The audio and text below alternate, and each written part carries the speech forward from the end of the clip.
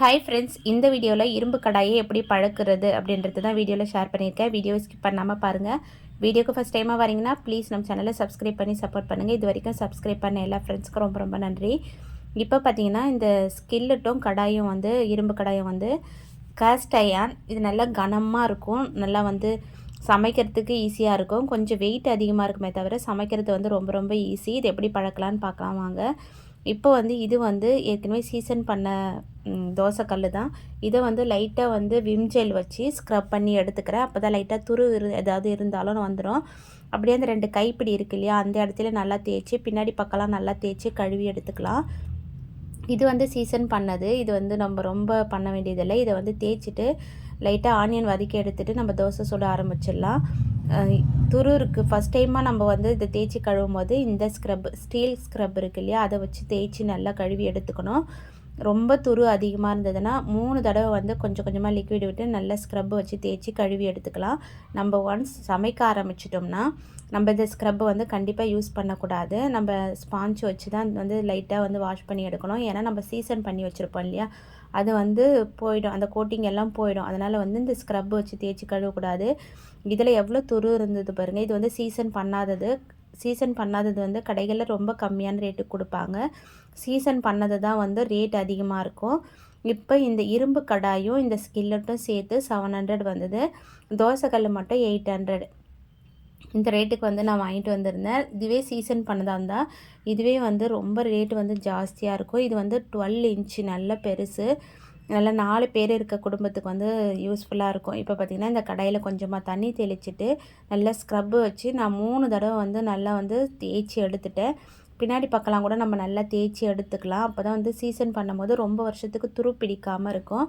இது சமைக்கிறது ரொம்ப ரொம்ப ஈஸி, மெயின்டைன் பண்ணுறதும் ஈஸி தான். ஆனால் நம்ம வந்து இதை சமைச்சி முடிச்சதும் வாஷ் பண்ணிவிட்டு ஆயில் சூடு பண்ணிவிட்டு ஆயில் தடவி வச்சிட்டோம்னா இப்போ இல்லை, நம்ம குழந்தைங்களுக்கு கூட அடுத்த தலைமுறை கூட நம்ம கொடுக்கலாம். அந்த அளவுக்கு இது வந்து சூப்பரான ப்ராடக்ட். இவ்வளோ நாள் எப்படி மிஸ் பண்ணனே தெரியல. ரொம்ப ரொம்ப யூஸ்ஃபுல்லாக இருக்குது. சமைக்கவே ரொம்ப ஆசையாக இருக்குது. இப்போ வந்து நான் எல்லாத்தையும் கழுவிட்டேன். இது மாதிரி அரிசி கழுவின தண்ணி, சாதம் வடித்த தண்ணி, அதெல்லாம் வந்து ஒரு பெரிய பாத்திரத்தில் ஃபஸ்ட்டு நான் ஊற்றி வச்சுருக்கேன். ஊற்றிட்டு நல்லா மூழ்கிற அளவுக்கு நம்ம அதில் வந்து மூழ்கி வச்சிடணும். சப்போஸ் இப்போ லைட்டாக தூக்குன மாதிரி இருந்தால் அந்த இடத்துல வந்து துரு ஃபார்ம் ஆகிடும். அதனால் வந்து நல்லா மூழ்கி வச்சுடுங்க.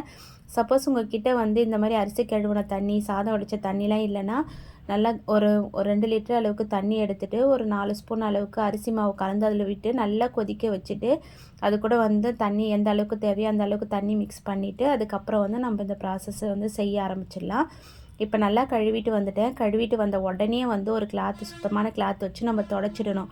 துடைக்காமல் அப்படியே வச்சுட்டோம்னா காய அதில் வந்து துரு வந்து வர ஆரம்பிச்சிடும். அதனால் அதில் இருக்க இரும்பெல்லாம் வர ஆரம்பிச்சிடும். அதனால் நம்ம உடனே துடைச்சிட்டு அடுப்பை வந்து ஆன் பண்ணி மீடியம் டு சிம் ஃப்ளேமில் வச்சு ஒரு 10 நிமிஷத்துக்கு நம்ம வந்து அதை அப்படியே விட்டுடலாம். ஒன்றும் எதுவுமே பண்ண தேவையில்லை.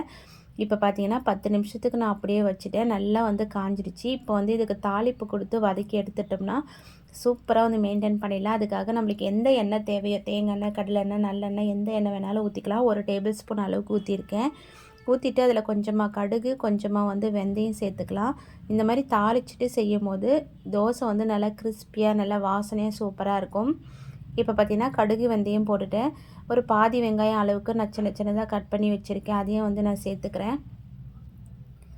இப்போ வந்து இதில் சேர்த்துட்டு எல்லா பக்கங்களையும் வரா மாதிரி வதக்கி எடுக்கணும். ரொம்ப கருகலாக விட்டுடக்கூடாது. கலர் சேஞ்ச் ஆகிட்டு நல்லா வதங்கி வந்த பிறகு நம்ம இதை வந்து எடுத்துடலாம். இப்போ பார்த்திங்கன்னா இந்த மாதிரி வதக்கும் போது எல்லா பக்கத்துலேயும் வந்து அந்த வெங்காயம் வந்து வரும்போது நல்ல சீசன் ஆகி சூப்பராக கிடைக்கும். இரும்பு பாத்திரங்களை சமைக்க ஆரம்பிச்சிட்டிங்கன்னா நீங்கள் வேறு எந்த பாத்திரம் வாங்கவே மாட்டீங்க. அந்த அளவுக்கு திருப்தியாக கிடைக்கும் அதில் சமைக்கிற எந்த ஒரு பொருளாக இருந்தாலும் சரி. நான் கடைசியாக வந்து சமையல் பண்ணி காட்டியிருக்கேன்.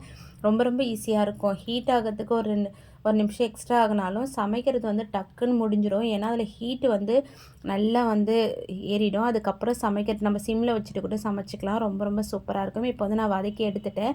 அடுப்பு ஆஃப் பண்ணிவிட்டு அதில் இருக்க வெங்காயத்தெல்லாம் எடுத்துகிட்டு அதே ஆயிலை வந்து தொட்டு நான் எல்லா பக்கத்துலேயும் வந்து தேய்ச்சிக்கிறேன். உடனே வந்து செய்யாது. இந்த வெங்காயத்தெல்லாம் எடுத்துகிட்டு கொஞ்சம் தோசைக்கல்லை வந்து ஆற விட்டுட்டு அதுக்கப்புறம் வந்து ஒரு துணி, நல்லா கனமான துணியாக வந்து பிடிச்சிக்கிட்டு அந்த எண்ணெயை தொட்டு எல்லா பக்கத்துலேயும் நம்ம தேய்ச்சி விட்டுடலாம்.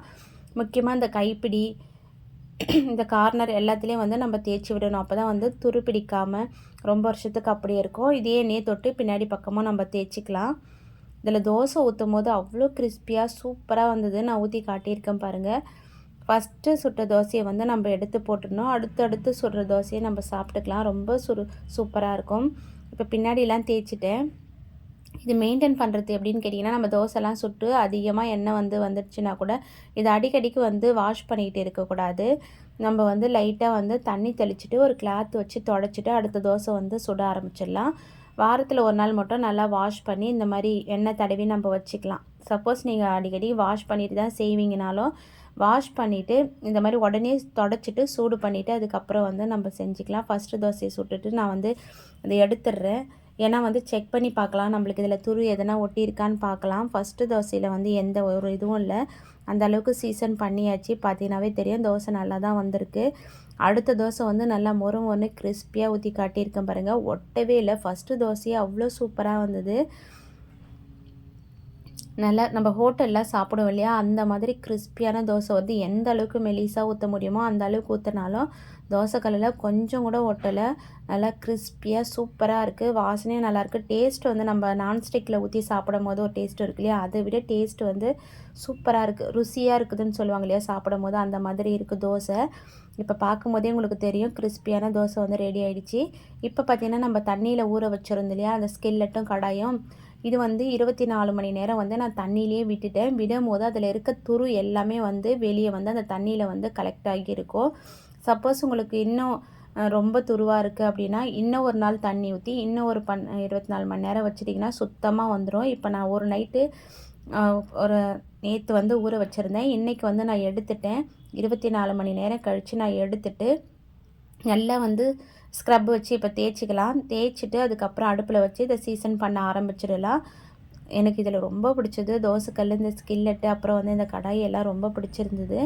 இப்போ பார்த்தீங்கன்னா எண்ணெய் கொஞ்சம் தாராளமாக ஊற்றிட்டு கடுகு, வெந்தயம் அதில் நம்ம சீசன் பண்ணலையோ அதே மாதிரி போட்டுட்டு இதில் மட்டும் வெங்காயம் வதக்கும் போது கொஞ்சம் கஷ்டமாக இருக்கும். ஏன்னா சைட்லலாம் நல்லா எடுத்து விட்டு நல்லா வதக்கி எடுக்கணும். அப்போ தான் வந்து நல்லா சீசன் ஆகும். கொஞ்சம் கூட அடி பிடிக்கல. அவ்வளோ ஒரு ஆசையாக இருந்தது சமைக்கும் போது. எனக்கு இதில் இப்போலாம் நான் வீட்டில் இருக்க எந்த பாத்திரத்தையும் எடுக்கிறதில்ல. இதிலே 2த்துலேயும் மாற்றி சமைச்சிக்கிறேன். ரொம்ப ஈஸியாக இருக்குது. கண்டிப்பாக உங்கள் வீட்டில் இருக்கிறவங்க எல்லோரும் ஹெல்த்தியாக இருக்கணும்னு நினச்சிங்கன்னா கொஞ்சம் கொஞ்சமாக காசு சேர்த்து வச்சு இந்த பொருளை வாங்கி வச்சுக்கோங்க. ரொம்ப ரேட்டு ஜாஸ்தியெலாம் இல்லை. இப்போ நம்ம ஒரு நான்ஸ்டிக் தோசைக்கல் வாங்கினாவே 700 to 800 வருது. அதே ரேட்டு தான். இதை சீசன் பண்ணி வச்சிட்டோம்னா பல வருஷம் நம்ம வந்து யூஸ் பண்ணிக்கலாம். நம்ம மெயின்டைன் பண்ணுறதுல தான் இருக்குது. இதை வந்து பார்த்திங்கன்னா இந்த மாதிரி வெங்காயம் வந்து ரொம்ப கருக விடக்கூடாது. கருக விடாமல் கலர் நல்லா சேஞ்ச் ஆனதுக்கப்புறம் அடுப்பு ஆஃப் பண்ணிவிட்டு நம்ம வந்து எடுத்துடலாம். எடுத்துகிட்டு இந்த எண்ணெயை தொட்டு நம்ம எல்லா பக்கத்துலேயும் வந்து தேய்ச்சிக்கலாம். இன்னும் எக்ஸ்ட்ரா எண்ணெய் எடுத்து தேய்க்கணும்னு அவசியம் இல்லை. இப்போ பார்த்தீங்கன்னா எல்லா வெங்காயமும் வந்து கலர் சேஞ்ச் ஆகிடுச்சு. இப்போ நான் அடுப்பை வந்து ஆஃப் பண்ணிவிட்டு கொஞ்சம் வந்து ஆறட்டும். ஆறுனதுக்கப்புறம் நான் அடுத்த சமையல் பண்ணி காட்டுறேன் பாருங்கள். ரொம்ப ரொம்ப சூப்பராக இருந்தது. இதில் வந்து என்னென்னலாம் நம்மளுக்கு பெனிஃபிட் கேட்டிங்கன்னா, நம்மளுக்கு வந்து அயன் டெஃபிஷியன்சி வராமல் தடுக்கலாம். இதில் இருக்க இரும்பு வந்து நம்ம உடம்புக்கு வந்து ரொம்ப ரொம்ப நல்லது. ஹீமோக்ளோபின் லெவலை அப்படியே பேலன்சிங்காக வச்சு சூப்பராக மெயின்டைன் பண்ணும். இப்போ பார்த்திங்கன்னா சீசன் பண்ணி எடுத்தாச்சு. ஆயில் அப்ளை பண்ணி வச்சுருக்கேன் பாருங்கள். பார்க்கும் போதே சூப்பராக இருக்கும். இப்போயே சமைக்கணும்னு உடனே நம்மளுக்கு ஆசை வர அளவுக்கு இது வந்து திருப்தியாக இருக்கும். இப்போ வந்து நான் வாழைக்காய் வறுத்துருக்கேன். ஃபஸ்ட் டைமாக வறுக்கிறேன். கொஞ்சமாக தான் ஆயில் விட்டு வறுக்கிறேன். கொஞ்சம் கூட அடி பிடிக்கல பாருங்கள். நான்ஸ்டிக்கை விட பல மடங்கு வந்து சூப்பராக இருக்குது. கொஞ்சம் ஆயில் விட்டாவே போதும். வாழைக்காய்க்கு எப்போவுமே நான் கொஞ்சம் அதிகமாக எண்ணெய் விட்டு வறுப்பேன் மற்ற கடாயில் வறுக்கும் போது. இதில் பார்த்திங்கன்னா கொஞ்சமாக வந்து எண்ணெய் விட்டு வறுத்துருக்கேன். உருளைக்கிழங்கு சூப்பராக வந்தது டேஸ்ட்டு. அதில் சாப்பிடும்போது அவ்வளோ ருசியாக இருந்தது. அடுத்த நாள் வந்து நான் உருளைக்கிழங்கு வறுத்துருந்தேன். இதுக்கும் கொஞ்சமான எண்ணெய் தான் விட்டுருந்தேன். இன்னும் சொல்லப்போனால் கத்திரிக்காய் வறுவல்லாம் பண்ணோம்னா ரொம்ப டேஸ்ட்டாக இருக்குது. சாதத்தில் பிசைஞ்சு சாப்பிட அவ்வளோ ஒரு சூப்பராக இருக்குது. கண்டிப்பாக நீங்கள் இது வரைக்கும் யூஸ் பண்ணதில்லை இரும்பு பாத்திரங்கள்லாம் இந்த மாதிரி வாங்கி யூஸ் பண்ணி பாருங்கள். ரொம்ப ரொம்ப யூஸ்ஃபுல்லாக இருக்குது. இந்த வீடியோ வந்து இதோட முடியுது. இந்த மாதிரி நல்ல நல்ல யூஸ்ஃபுல்லான வீடியோஸ்க்கு நம்ம சேனலை கண்டிப்பாக சப்ஸ்கிரைப் பண்ணி வச்சுக்கோங்க. Bye friends. தேங்க்ஸ் ஃபார் வாட்சிங்.